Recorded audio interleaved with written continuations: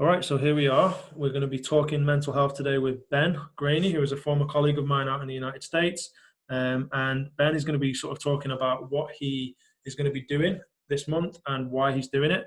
So, welcome, Ben. Hey Joe, how you doing? I'm good. I'm good. So just a little bit of context for our background for everyone.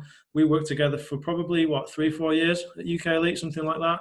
Yeah, Ben was down in Pennsylvania. I was up in New Jersey. So we didn't see that much of each other. But, the time we did spend together was always a bit of a laugh and a joke off the pitch. And then obviously coaching together was pretty serious, more than off it.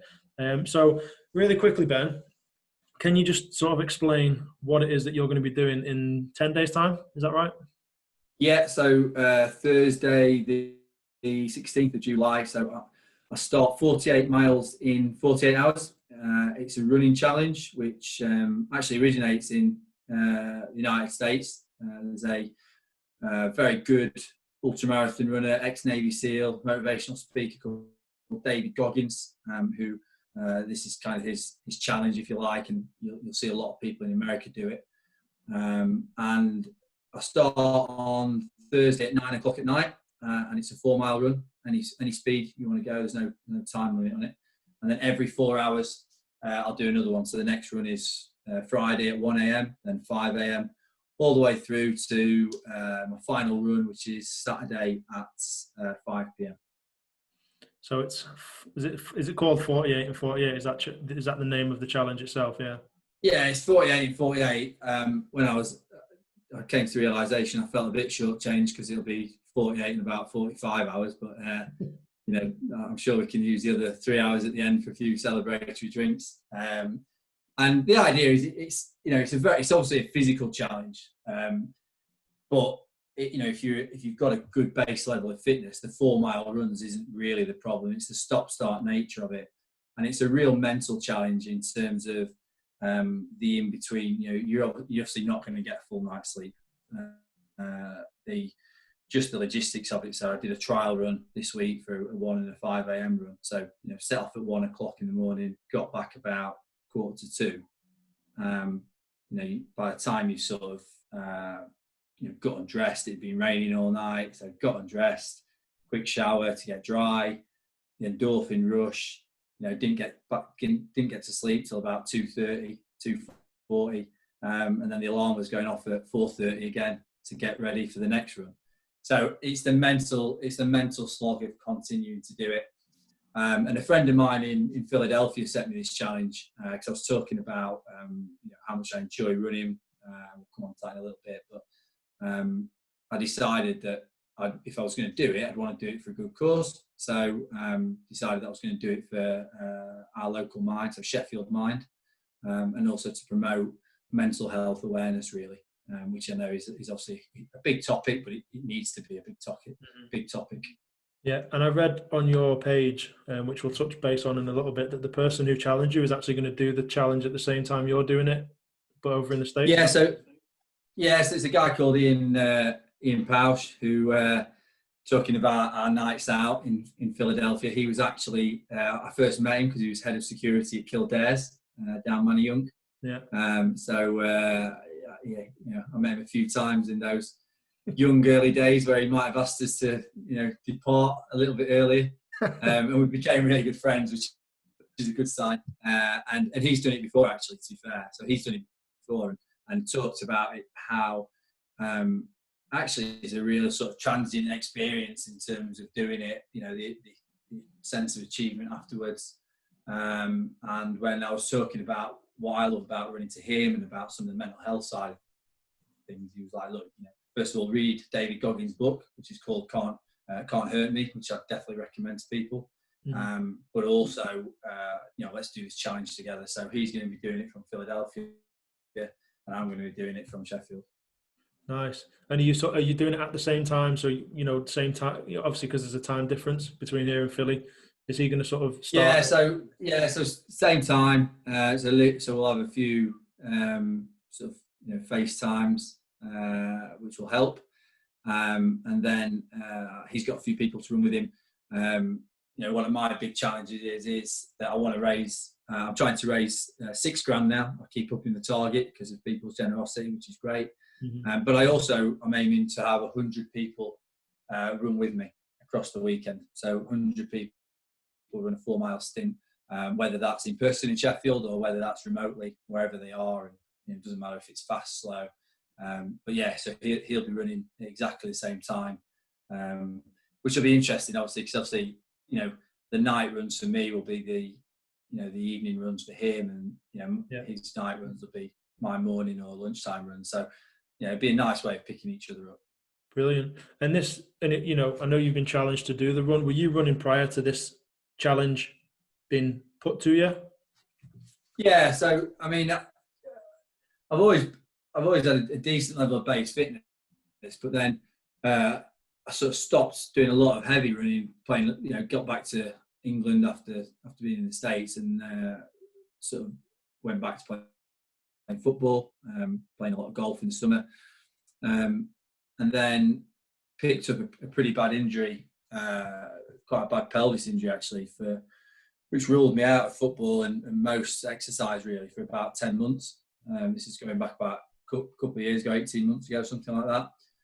It's been a bit of a long slog, a long road to recovery really. And, to put it into context, on New Year's Day this year, I ran 5.5, 6 miles, I think it was. And that was the longest run I'd done in about 5 years. But started building it up. And then when lockdown came and sort of curtailed the football season, I just started going out for longer and longer runs really, and that's why he ended up challenging me to it, because he saw some of my Instagram posts about the trail runs I was doing, and he was like, look, give this a go. So yeah, but it's definitely altered the way I've looked at running as well, and it's altered the way I've been training for it. So what is running for you? Like you said, it used to be fitness, and you kept your baseline of fitness standard. Is it now just about keeping fit, or is it now something on top of that because of this challenge? So after my injury, as many people do, I sort of, and other things in life, I put on quite a bit of weight. So when I first got back into running, it was a case of running to lose a bit of weight. And I remember running in the gym and being knackered after 2 miles and being pretty sort of depressed really, in terms of thinking about, I used to run a lot more than this. And it was when I started, the big change for me has been running outside, and the big change has been getting away from the road. So I'm lucky because where I live in Sheffield, I'm 5 minutes away from some fantastic beauty spots and about 10, 15 minutes away from the Peak District. Mm-hmm. And when I started going out for sort of outdoor runs, my mindset completely changed. I stopped thinking about how quick I was running, stopped thinking about the pace. And it became, I had a few things going on in my life, and it became a real sort of mental release. So, putting some good music on, literally being in nature, away from everyone, away from the world, away from COVID, once that started up.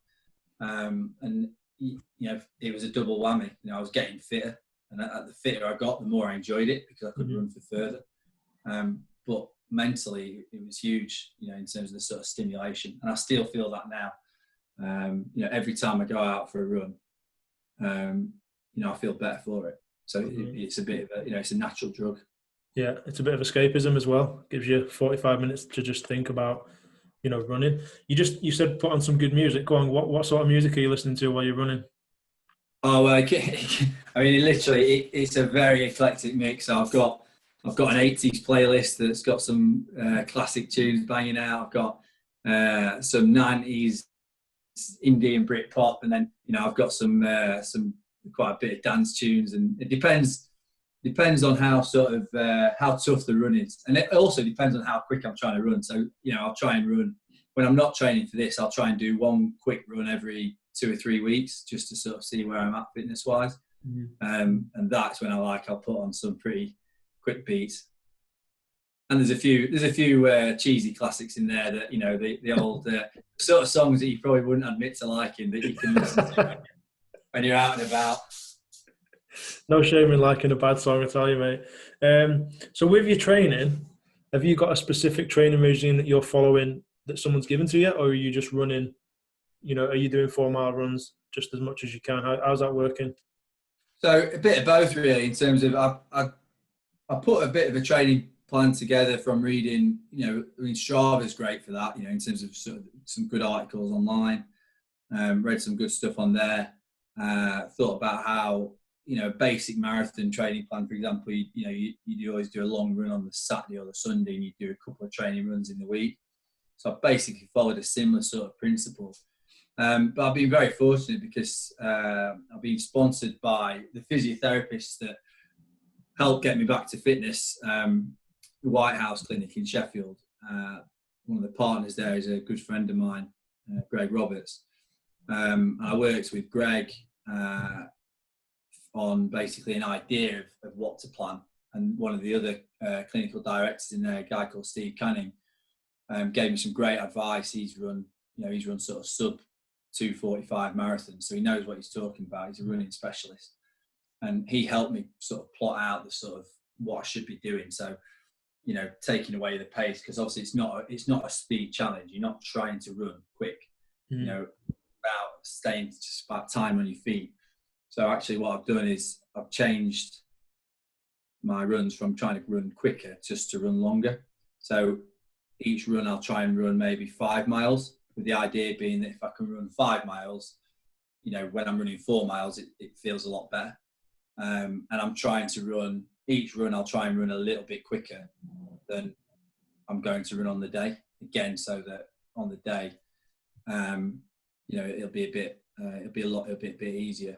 And I've tried to replicate certain aspects of it. So, for example, Wednesday night, a mate of mine who's been brilliant for me during the training, a guy called Dale, stayed at mine, and we did a sort of a 1 a.m. run and then a 5 a.m. run. And that's friendship, because it could not have been worse conditions. It absolutely hammered it down with rain the whole time. Lovely. So just little things like that, sort of trying to replicate what it's going to be like during the week.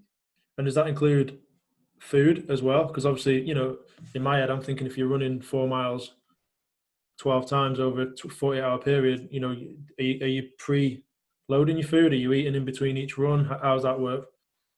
Well, that is going to be one of the challenges, and that is a bit of an unknown. I've had a few days where I've run 3 or 4 times in the day, and I've tried to replicate it, but obviously it's difficult as well, because I'm still working, so I can't replicate the exact challenge. But the plan will be to sort of carb deplete, which basically means you take away carbs for 24 hours, a few days before, and then carb load in sort of a couple of days beforehand, to try and give me a good base level of fuel. And then again, talking to Steve at the White House, that the advice really is sort of little and often food wise. Try and keep the carb intake coming. I'm a big Haribo Jelly Baby fan. So I'll definitely have a big box of those knocking around and sort of things like that. But I think a little bit as well is kind of how you feel on the day to some extent. So I think, the plan will be to just try and get in foods that aren't going to, be too heavy, and they're going to give you a bit of fuel. I think and the big key as well is going to be water. That's going to be the big thing. I've got to make sure that I hydrate, and so these are sorts of challenges that you don't really think about as well. The logistics side of it. Yeah, so that's kind of figure that out as you go, and just get the training right for the actual running. Yeah, and have a plan for it. Definitely have a plan for it. David Goggins in his book talks about backstops, and the idea being that think about negative things that can go wrong, and what's going to be a backstop. So what's going to stop that thing going wrong. So for example, little things like how many pairs of socks am I going to need? Over the 12 runs. Again, it sounds like a really small point, but I need my kit to be all. I need to know what I'm going to wear on each run, because I'm not going to have the time to keep washing the same shirt, for example. I've got to get to. I'm doing 12 different routes, so each run's going to be in a different location with a different set of people, and each run's a bit of a theme. So how am I going to get to the venue? How long is it going to take? Things like that. Who's going to drive me, basically, because I don't really want to be driving.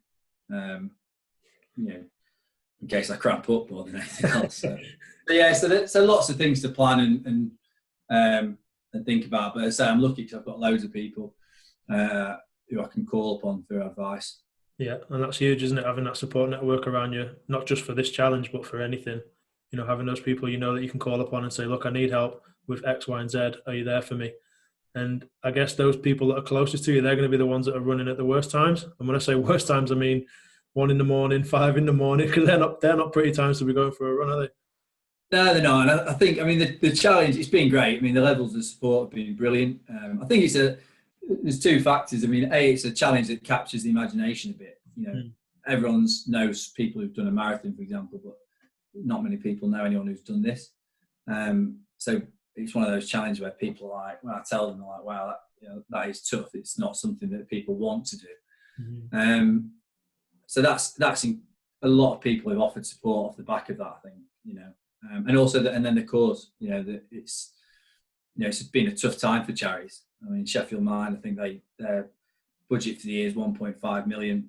You know, they don't get loads and loads of fundraising. It's a very, you know, sort of competitive market, the charity market, and obviously they've been hit massively with lack of fundraising. You know, things like, you know, marathons and lots of sort of events that they were going to put on have all had to be postponed. So people are happy to get behind the charity and happy to get behind the cause about mental health. So the different support's been great. You know, some people have offered to run. I mean, the donations level has been brilliant. You know, my initial target was £1,000. As I said, I've just put it up to 6,000 because we're on to £5,000 already. I've had people do posters for me and graphics that I can share online. I've got guys doing T-shirts that I can print off. I've got people putting on events, you know, in sort of beer gardens. I'm working with 2 or 3 different pubs to do that. So, yeah, a wide variety of support, which is great. And why? So you said, you know, you're raising money for Sheffield Mind. Why that specific charity? Why not anybody else? Why did you go to support them? Well, I'm a sort of big believer in terms of with my business. I'm a business director at a financial recruitment firm in Sheffield, and we're a local Sheffield-based financial recruitment business. And Sheffield is my home. It's where I was from. Moved away for a few years, but you know, come back and you know, big advocate of the city. So I like to work with sort of small local charities because I think that they're the ones who I can actually help. You know, they're the ones that I can draw attention to. You know, we've got some great charities in Sheffield. You know, some fantastic big charities. The smaller charities can get pushed out, and I think, you know, somebody like myself, just because of my job, I'm talking to a lot of companies. I'm talking to a lot of financial leaders and business leaders in the market. You know, it's a great opportunity for me to highlight the work that Sheffield Mind do, and it tied in really nicely with the whole idea that, you know, my mental health has been hugely benefited from A, having a great support network, and B, having the ability to get out and run and exercise and sort of really add a lot to myself. Do you find that with lockdown, did that affect your mental health? Because I know it did with mine. Like I sort of, because I didn't have really anything to focus on because I was furloughed from work for a little while. You know, I wasn't really. You know, I mean, I like going to the gym to work out, to swim. You know, that's how I switch off. But obviously, I couldn't do any of that. You know, so I didn't really have that much to focus on, and my mind just kind of started to wander a little bit. Did you find that as well, or were you just, because you were working, did it just kind of keep you ticking over? No, definitely, 100%. I mean, you know, running has been a big exercise, has been a big thing for me over the last few months, really, since I got back fit. You know, I've had sort of problems that, you know, that we all suffer, you know, throughout our lives. You know, tough parts of relationships, family bereavements, stress at work. Nothing that's out of the ordinary, you know, in that respect. But it's been tough, and it's been a tough few months in that regard. And the exercise has really helped. And actually coming into March, I was in a pretty good headspace, to be quite frank. And then COVID came and the lockdown happened, and all of a sudden, you know, living by myself, you know, you then isolated. you feel isolated. And I found that the thing about lockdown that I found hardest was the indefinite time span of it. If someone said to you, right, for 3 weeks, you can't leave your house, but at the end of those 3 weeks, you can leave. It'd be a tough 3 weeks, don't get me wrong, but you've got an end date of when it's going to finish. Yeah. I think the problem was we were all watching the news. There was no sign of it ending. You can't help read social media. You read news articles. They're talking about social distancing and lockdowns lasting for 12 months, 18 months, beyond. Work, we're recruiters. Recruiters are, we get salaries, obviously, but we're also commission-based. So straight away, people weren't recruiting. It was a large chunk of my income that disappeared overnight. So that added to it. So yeah, 1,000% that all these things built up and built up and built up. And getting out for me for an hour and a half, 2 hours running and cycling, because I bought a road bike at the same time, really made a huge difference to me. But did you start looking? I know I did. I started running when lockdown started. I'm not a runner. I don't enjoy running. I would rather go for a swim.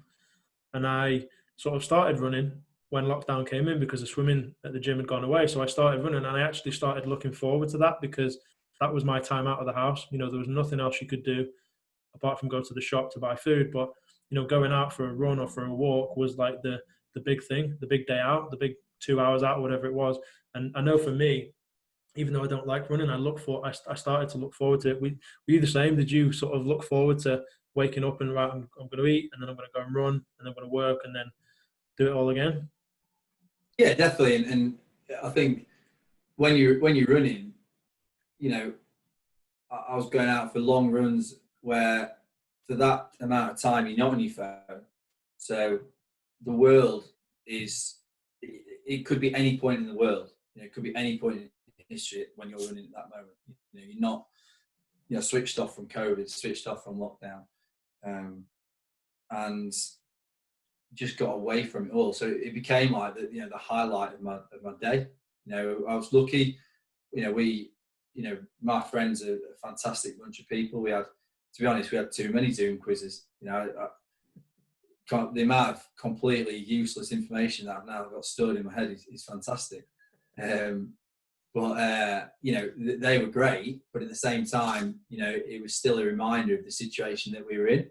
And it was great seeing people on Zoom, but also there were parts of it where, if I'm honest, it did kind of ramp home that, not seeing my mates in person, not seeing family in person. So yeah, running became the central part of my day, really, and a chance to just really escape it all from that side. And then, it became things like, I'd run longer than I'd run before, or I'd run faster than I'd run before, or things like that, where those little elements of achievement and competition, it gave me a huge sense of purpose to some extent, because I've been fortunate enough to be always successful in my work, and then all of a sudden that was out the window. There was nothing to really achieve in work at the time, because I say recruitment just stopped for a few weeks. So yeah, it was a real sort of release, and became, I say, the biggest part of my day and my week. Yeah, I can completely relate to that. I'm sure a lot of other people can too. That just, whether it's half an hour, just became the highlight of a day, just to get out and exercise. Not good for your physical health, but also good for your mental health as well. You're not just focused on, like you said, social media or watching the news and hearing all this the stuff that's going on there. You're actually out and you're just focusing on putting your right foot in front of your left foot. Yeah, no, definitely. I think it's been great to sort of see a lot of people, a lot of my friends sort of get into exercise and get into running, and it's been nice as well to have sort of talking to my mates who've sort of always started to ask me for advice, which is really nice as well, and comment on the post that I'm putting online or sending me messages. Some people I've not spoke to for months or years, in that regard. So it's been great, and I think it's such a big part for me in terms of people they talk about exercise. People say I don't like running, and that's fine. it's just about finding something that you do enjoy. Mm-hmm. And it's hard, at times. If you've not been running for a long time, you start running, it's really hard, and you have to try and break that initial tough first few weeks. But it can, then can develop into something that's really enjoyable. And I think sometimes people get focused on how quick they run, or bike, or swim, or how far they run. There's always going to be someone who can run faster than you. There's always someone who can run further than you, cycle further than you, swim further than you. Don't worry about that. To me, it's about taking, my biggest advice to everyone is to, when you're running, take the pace off. Don't worry about the pace. Just worry about trying to spend as much time on your feet as possible. So when I think like things like the couch to 5K are great, but to me, I think the best advice is, try and run for 20 minutes to start with. If you've not run before, run for 20 minutes. See how far you run. Don't worry about trying to run 2 or 3 miles or whatever. Then, the next time you go out, try and run for 22 minutes and just keep building it up like that, and run at a pace that's comfortable. If you want to stop, because there's nothing worse than exercise should be an enjoyment factor. Mm-hmm. So there's nothing worse than running around thinking you're going to have a heart attack every 5 seconds. It's because then you're not going to want to do it, and you don't get the time then to get the real benefit, which for me is that time to think and that time to relax. Yeah. And have you felt big benefit from, not just from running the last couple of weeks, but since your injury, and you've done a lot of running, you said, and you've obviously increased that over time with this challenge? Has that benefited you both physically and mentally? Yeah, definitely. So I don't, going back to sort of really October last year, was when I sort of started picking it up, and I've had loads of good health benefits in terms of my fitness level. I feel a lot stronger. I lost probably 2 stone in weight since that time. Got a lot fitter. But the biggest thing has been the mental side of things. I feel, as I can be slightly hot-headed at times. Probably not. And football obviously isn't always the best place. It's great, you get the exercise in football, but you also get the opportunities to be quite hot-headed. My teammates will testify to. And running is just, it's completely, it's made me relax a lot more. I'm still hot-headed at times, but I do genuinely think that it's made me a lot calmer, and has made me reflect on life actually a lot more, to be quite frank. Yeah, that's interesting, because I know what I'm like when I run. I really have to push myself to keep going, because I'm not an avid runner. If you put me on a football pitch and you dropped a ball in the middle and said run around after that for an hour and a half, I wouldn't, because I'm not thinking about running. I'm fine. But when I'm out and I'm running and I'm thinking, my mind just goes crazy. Are you the same? Like, or what are you thinking as you're running? Are you thinking about just running? Are you thinking about the pace you're going? Are you just enjoying the run and what's around? What's your mindset as you are running? Bit of everything, really. I mean, sometimes I'll say I'm fortunate because I live around, some incredible scenery. There's some great reservoirs and hills where I run. So sometimes I'm just taking it in. I always stop, take a photo.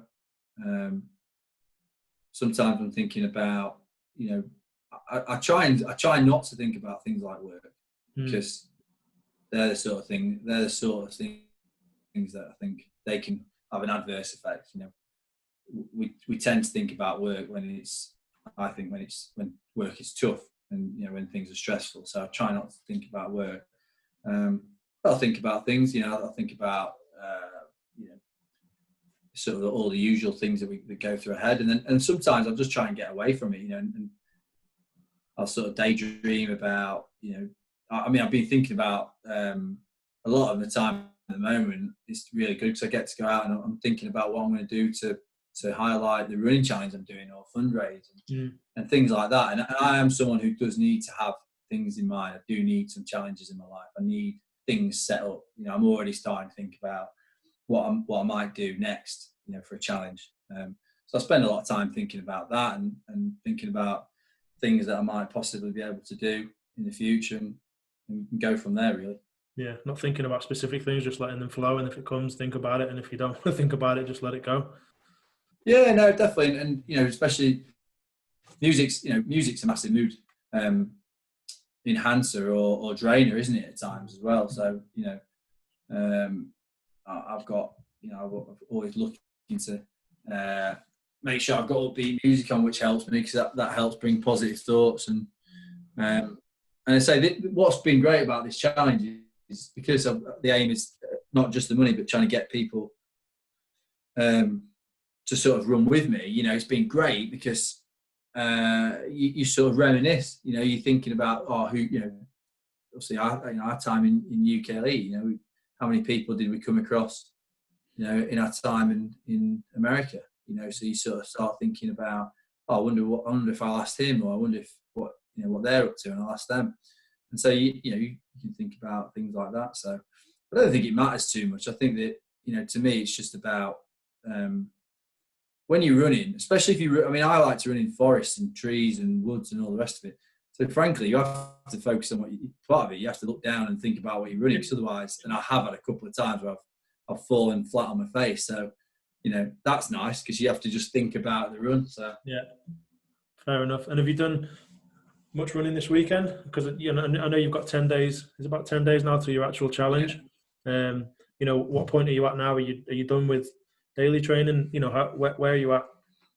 I did. I had a bit of a flare up of an injury about 3 weeks ago. So 3 or 4 weeks ago, so I sort of cut it down a bit, but then went big, ran about 40 odd miles last week, and that was sort of my last big week. This week I've done the 1 and 5 a.m. ones. I've just been out for like a pretty steady 10-mile run, which will be my last long run now before leading up to it. So I'm sort of in the taper phase, which runners will understand what that means. So you just taper your training down, pull your training down up to the run. But I'll still be going out, but it's just now sort of slow, steady, short runs really, just to just to keep my legs ticking over. I'll probably get out on the bike a couple of times, might get around to golfing at some point, just to sort of stay on my feet really and keep going.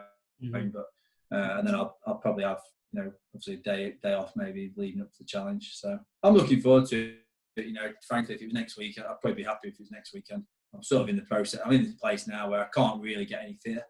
So it's just making sure I don't do too much. Yeah, that's good stuff. And I was looking at your page before, so you're on £4,912, and I read you'd up your target from, was it originally 4 up to 6? I think you said. I'd gone from 1 to 4. I've put it as 1,000, then 4,000. Now I've just put it up to 6,000. Incredible. And are you expecting more between now and challenge time? Yeah, I mean, look, I hope so. Obviously, I think it's difficult, isn't it? Because different people are being affected financially in different ways. Mm. So anything that anyone can give. I think sometimes people think, oh well, what's the point in donating £5 or £3 or whatever? But it all does help, and it's a great, frankly, it's a great support boost for me. It's nothing better than I'll look at it and see some people I've not spoken to for a while, and they've donated money across. So yeah, I'd definitely like to think can get up to £6,000, and I've got a lot of persuasive mates as well. And what's been nice is every time I've spoke to a lot of mates, and they've been sharing the page for me, and so there must be 20, 30 people that I've never met before who've donated. Off the back of other people sharing. So yeah, so I'd definitely like to get up to 6 and keep going. Really, there's no sort of set figure at the end of it. Yeah, well, I still owe you some as well. I'll be putting into the pot before next Thursday, and once I share this video around, I'm sure we can get it out to a few more people who don't know you but who know me. So if you do manage to watch this video and you want to donate a couple of pounds to mine, or you want to throw a tenner in or whatever and support Ben in his 48 miles in 48 hours, got that right.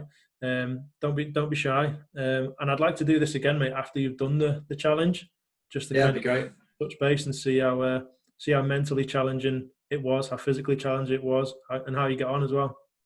Yeah, definitely. No, it'd be great, and really appreciate you having the chat about it. To be fair, because I think it's it's nice to sort of explain my thoughts about why I'm doing it, and obviously the more people we can reach, the better. Because I think that's the key, isn't it, with mental health, and mental health for everyone, but especially with men, especially with men our age to some extent. You know, in terms of that, it's not easy always to have those conversations, and I think, you know, I'd love to.